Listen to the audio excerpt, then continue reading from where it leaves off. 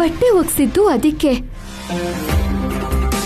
ಆ ಕೆಲ್ಸ ಯಾವ್ದು ನನಗ್ ಬರಲ್ಲ ಅಂತ ನಿನಗ್ ಗೊತ್ತು ತಾನೆ? ಅದಕ್ಕೆ ಅಲ್ವಾ ನಾನ್ ನಿಂಗೆ ಹೆಲ್ಪ್ ಮಾಡ್ತೀನಿ ಅಂದಿದ್ದು. ಮುಂದೆ ನಿಂತು ನಿನ್ ಕೈಲೇ ಅಡ್ಗೆ ಮಾಡ್ಸೋಣ ಅಂತಾನೆ ಅಂದ್ಕೊಂಡಿದ್ದೆ. ಹೇಗ್ ಮಾಡಿದ್ರೆ ಅಡ್ಗೆ ಟೇಸ್ಟಿ ಆಗಿರತ್ತೆ ಅಂತ ಹೇಳಿ ಮಾಡ್ಸೋಣ ಅಂತ ಅಂದ್ಕೊಂಡೆ. ಆದ್ರೆ ನೀನೇ ಕೇಳಲಿಲ್ಲ.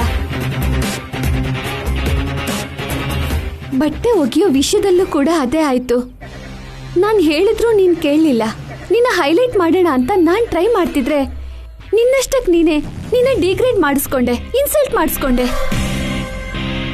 ಅಂದ್ರೆ ತಪ್ಪೆಲ್ಲ ನಂದ? ನನಗ್ ಬರ್ದಿರೋ ಕೆಲ್ಸನ ನನ್ ಕೈಲ್ ಮಾಡ್ಸಿ ನನ್ನ ಹೇಗ್ ಹೈಲೈಟ್ ಮಾಡೋಣ ಅನ್ಕೊಂಡೆ? ನಿನ್ನ ನೀನ್ ಹೈಲೈಟ್ ಮಾಡ್ಕೊಳ್ಳೋಕೆ ಅಲ್ವಾ ಇದೆಲ್ಲ? ಈ ವಿಷಯ ನಮ್ಮ ಮಾಮಿಗೆ ಏನಾದ್ರೂ ಗೊತ್ತಾದ್ರೆ ಏನಾಗುತ್ತೆ ಗೊತ್ತಾ? ನೀನ್ ಹೀಗ್ ಮಾತ್ ಕೊಟ್ಟಿದ್ಯಾ ಅಂತ ಈ ಮನೇಲಿ ಹೇಳಿದ್ರೆ ಏನಾಗುತ್ತೆ ಗೊತ್ತಾ?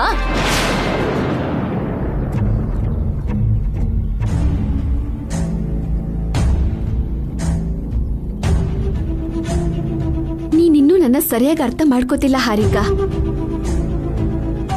ನಿಮ್ಮಮ್ಮಂಗೆ ನಿನ್ ಮಗಳೇ ಇರ್ಬೋದು, ಆದ್ರೆ ನನ್ಗೆ ತಂಗಿ, ಒಡ ಹುಟ್ಟಿದ ತಂಗಿ ತರ.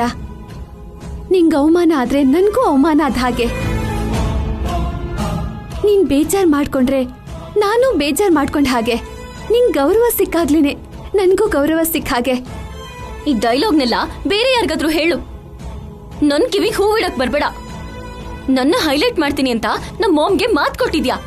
ಹಾಗೇನಾದ್ರೂ ಆಗದೆ ಹೋದ್ರೆ ನನ್ನ ವಕೀಲ್ನು ನಮ್ಮ ಮಾಮ್ ಮನೆಗೆ ಕಳಿಸ್ತೀನಿ ಅಂತ ಮಾತ್ ಕೊಟ್ಟಿದ್ಯಾ. ಅದಕ್ಕೆ ನಮ್ಮ ಮಾಮ್ ನನ್ನ ಈ ಮನೆಗೆ ಕಳಿಸಿದ್ರು. ಆದ್ರೆ ನೀನು ಮಾತ್ ಕೊಟ್ಟು ತಪ್ಪಿದ್ಯಾ, ಎಲ್ಲ ರಿವರ್ಸ್ ಮಾಡ್ತಿದ್ಯಾ. ಓ ಅದ ವಿಷಯ. ಅದಕ್ಕೆ ಆ ಚಾಮುಂಡೇಶ್ವರಿ ಹಾರಿಕನ ಮತ್ತೆ ಈ ಮನೆ ಕಳ್ಸಿರೋದು. ಹಾಗಲ್ಲ ಹಾರಿಕಾ, ನೀನಿನ್ನೇನು ಹೇಳ್ಬೇಡ. ನಿಂಗೆ 2 days ಟೈಮ್ ಕೊಡ್ತಾ ಇದೀನಿ. ಅಷ್ಟರೊಳಗೆ ನನ್ನ ಹೈಲೈಟ್ ಮಾಡು, ಇಲ್ಲ ಅಂದ್ರೆ ಅಖಿಲ್ ನನ್ನ ನಮ್ಮ ಮನೆಗೆ ಕಳಿಸ್ಬಿಡು. ಇಲ್ದೇ ಇದ್ರೆ ನಮ್ ಮಾಮ್ ಈ ಮನೆಗೆ ಬರ್ತಾರೆ. ನಮ್ ಮಾಮ್ ಬಂದ್ರೆ ಏನ್ ನಡೆಯುತ್ತೆ ಅಂತ ನಿಂಗೂ ಚೆನ್ನಾಗ್ ಗೊತ್ತಲ್ಲ.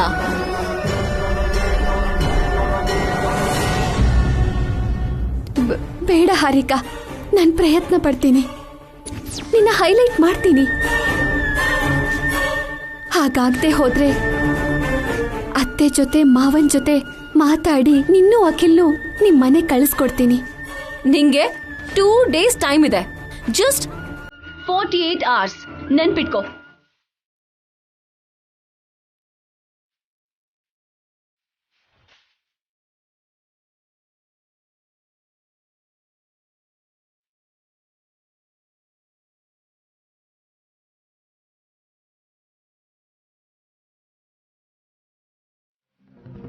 ಲೇ ಹಾರಿಕಾ, ನಿಮ್ಮಮ್ಮ ಒಳ್ಳೆ ಫಿಟ್ಟಿಂಗ್ಗೆ ಇಟ್ಟಿದ್ದಾಳಲ್ಲೇ, ಇದೆಲ್ಲ ನಿನಗೆ ಹೇಗ್ ಗೊತ್ತಾಯ್ತು?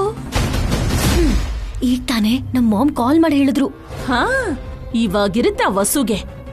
ಅವಳ ಖುಷಿ ಎಲ್ಲ ಟುಸ್ ಆಗೋಗುತ್ತೆ. ಅದಕ್ಕೆ ಅಲ್ವಾ ವಾರ್ನಿಂಗ್ ಕೊಟ್ಟು ಬಂದಿದ್ದು. ಇನ್ಮೇಲೆ ವಸು ಏನ್ ಹೇಳಿದ್ರು ಸರಿ ಮಾಡ್ಬೇಡ.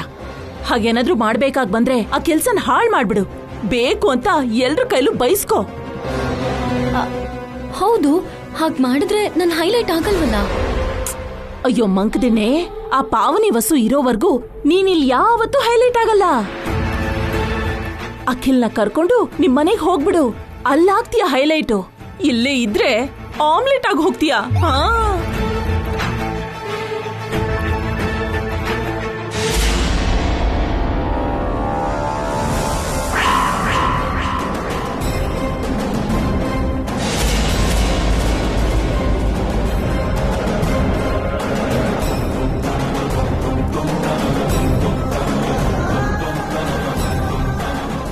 ಯಾವಾಗ ಬಂದ್ರಿ?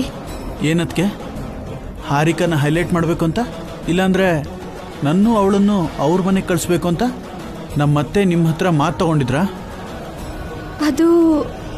ಅದು ಹಾಗೇನಿಲ್ಲ ಅಖಿಲ್. ನಾವೆಲ್ಲ ಕೇಳಿಸ್ಕೊಂಡ್ವಿ ವಸು, ನಮ್ಮ ಹತ್ರ ಸುಳ್ಳು ಹೇಳ್ಬೇಡ. ಇಷ್ಟೆಲ್ಲ ನಡೆದಿದ್ರು ನಮಗ್ ಯಾಕೆ ಹೇಳಲಿಲ್ಲ? ಯಾರಿಗೂ ಹೇಳಲ್ಲ ಅಂತ ಮಾತು ಕೊಟ್ಟಿದ್ದೆ ಅಕ್ಕ.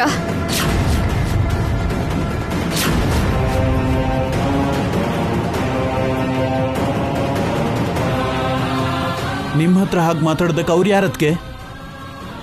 ಈ ವಿಷಯ ನಂಗೆ ಅವತ್ತೇ ಹೇಳಿದ್ರೆ ಹಾರಿಕನ ಅಲ್ಲೇ ಬಿಟ್ಟು ಬರ್ತಿದ್ವಲ್ಲ. ಯಾಕೆ ಮಾತು ಕೊಟ್ರಿ ಅವ್ರಿಗೆ? ತಂಗಿನ ಹೇಗ್ ಬಿಟ್ಟು ಬರ್ಲಿ ಅಖಿಲ್? ಬಿಟ್ಟು ಬರೋದಿಕ್ಕೆ ಅವಳನ್ನ ಪ್ರೀತಿಸಿದ್ದು, ಮದುವೆ ಮಾಡ್ಕೊಂಡಿದ್ದು. ತಪ್ಪು ಮಾಡಿದ್ರಿ ಅದಕ್ಕೆ.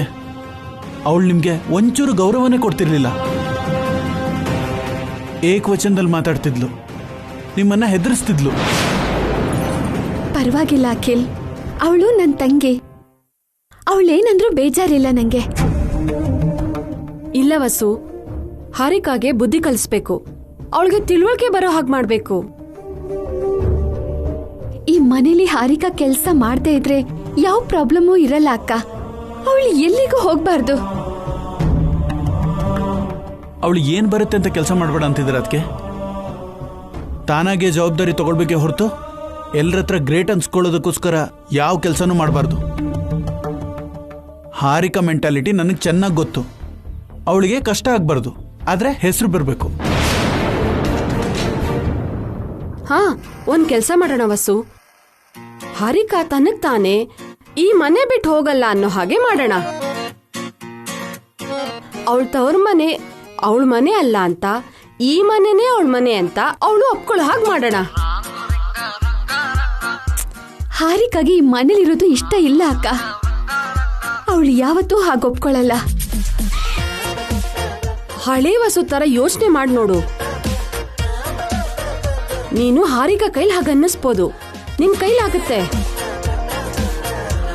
ಇಲ್ಲ ಅದಕ್ಕೆ, ಹಾರಿಕನ ಬದಲಾಯಿಸೋದು ಕಷ್ಟ. ಬದಲಾಯಿಸೋದು ಕಷ್ಟನೇ ಆದ್ರೂ ಏಮಾರ್ಸೋದು ಈಸಿನೇ ಅಲ್ವಾ? ಏನ್ ವಸು?